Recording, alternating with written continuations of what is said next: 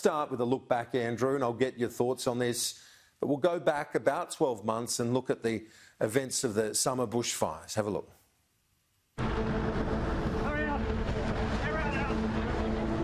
have a fast-moving fire. We have multiple urban and rural crews on scene.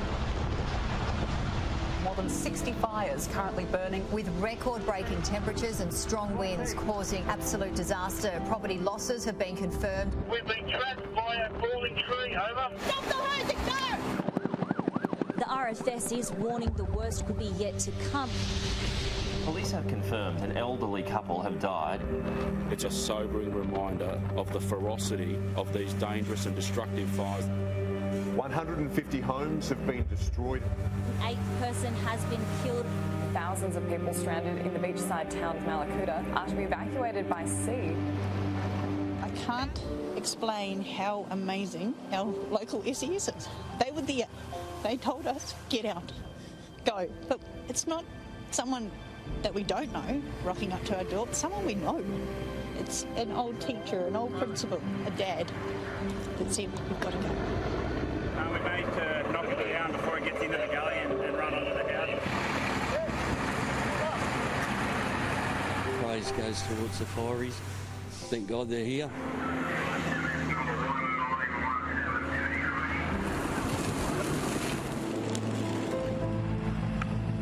The flames burst through our windows and flames started coming in through the roof. It all come just this way, and it was like a hurricane of just fire. Everything that could catch fire caught fire. It was like a train coming through the forest. It was coming at a fair rate, and when the gusts of wind would get it, it'd throw the embers up.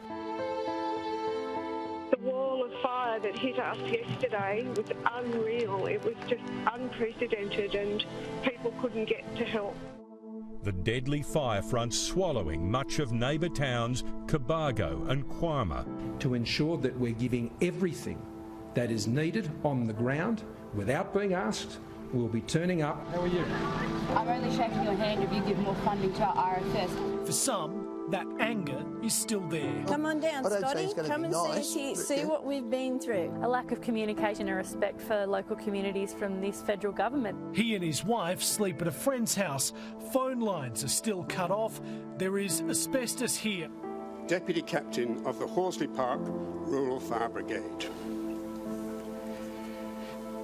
Andrew Dwyer, also Horsley Park Rural Fire Brigade. The names and faces of 25 people lit up with candles by the loved ones they left behind. Vivian Chaplin. Today, we wrap our loving arms around all those who shielded us from the fire. We are here for you, as you have been for us. On a black summer that started in spring. A summer where the dark sky turned black and sunsets only signalled another night of terror. Sadly, we lost 3 of our own. We lost 3 angels from the sky. They died as heroes.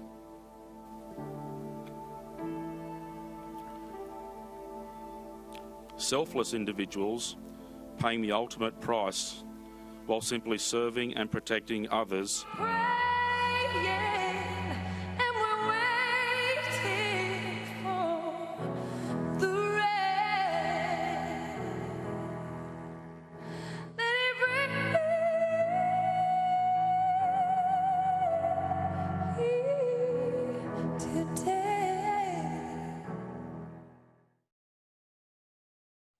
Andrew, something you pick up in that montage put together by our colleague Caitlin Taylor and Tom O'Brien, our Bureau Chief, done very well with these montages we're going to run throughout the afternoon. But you pick up from that collection there, and it's a reminder that so many communities are still grieving and rebuilding from that tragedy of 12 months ago.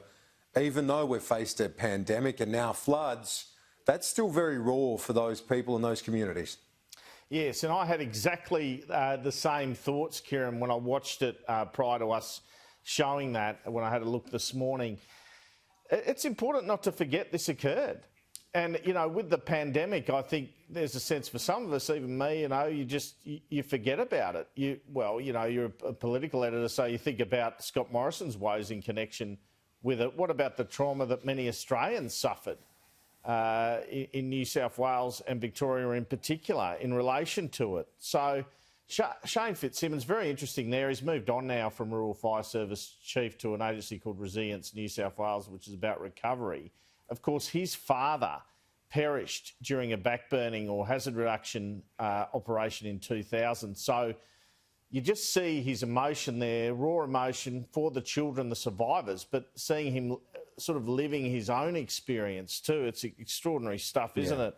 The Scott Morrison aspect to that, we saw in Cobargo and after his Hawaiian holiday, his fortunes really plummet. That was the only time this year Anthony Albanese's been ahead in the polls. And the focus groups, the polling was saying there was a concern about a lack of empathy with Scott Morrison. With COVID, he really recovered from that. But something we've been told in relation to that is that the advancer for the Prime Minister actually advised against going to Cobargo that day because emotions were so raw, but the decision was taken to go.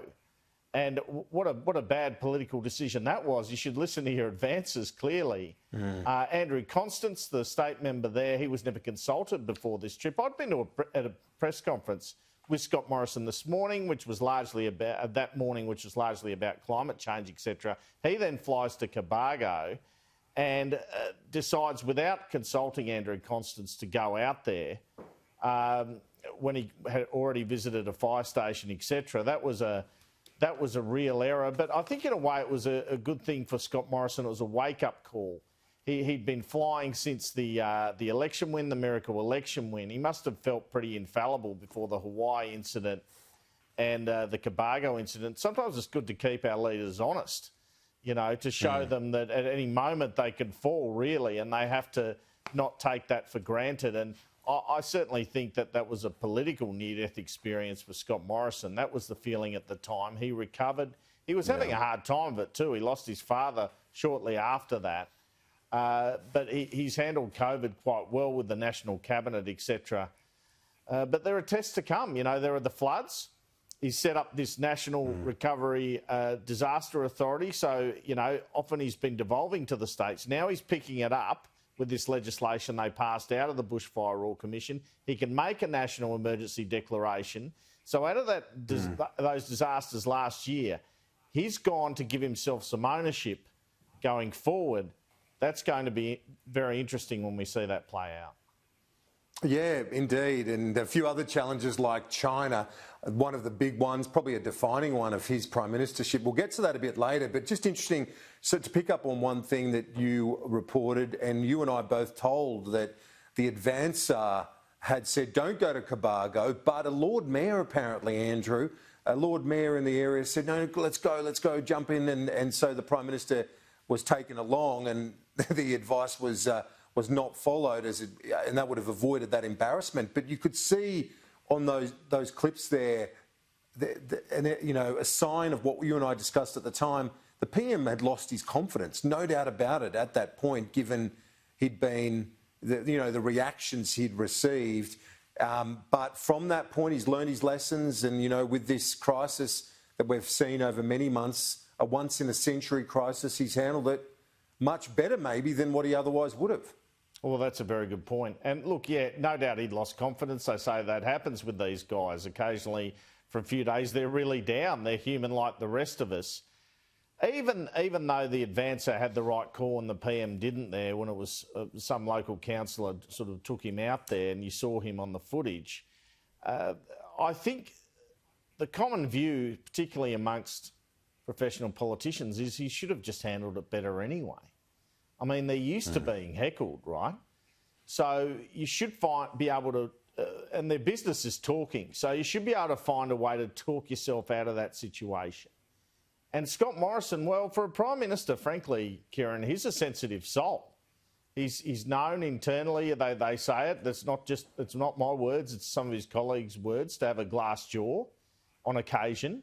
I know he's been working on that. I know he's better at press conferences. I think you and I have both been, on occasion this year, at the receiving end of sensitivity to criticism from the Prime Minister. That's something he needs to work on, because John Howard was a great Prime Minister because he wasn't sensitive to questioning. He wasn't sensitive to criticism. and he handled it like a true professional. And that is one of the challenges for Prime Ministers. Very challenging job it is, we know. One you don't envy. But you have to be there to take journalist questions. You have to be there to field attacks from places like China, etc., and to be heckled without taking it personally. And that's one challenge for Scott Morrison as he goes ahead. If he wants to be a 10-year Prime Minister and not a 3 to 5 year Prime Minister, if that's what he wants, he's going to have to get on top of that, Kieran. Well, John Howard, on his most difficult day, would do the toughest interviews. You're right. He would get in there and, bat on. So